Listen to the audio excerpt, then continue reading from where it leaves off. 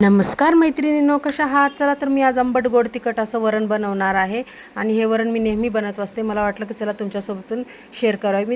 मी मसुरीची डाळ, मुगाची डाळ आणि तुरीची डाळ सर्व सेम प्रमाणात घेतलेली आहे. त्यानंतर मी त्याला छान शिजवून घेतलेली आहे हिंग टाकून.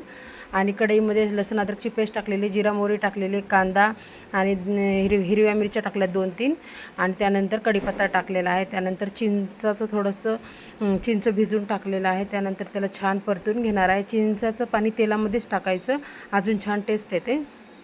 छान परतून घेतलं. त्यानंतर हळद, धना पावडर, गरम मसाला, लाल तिखट टाकून छान परतून घेतलेला आहे. कोथिंबीर पण टाकून छान परतून घेतलेला आहे.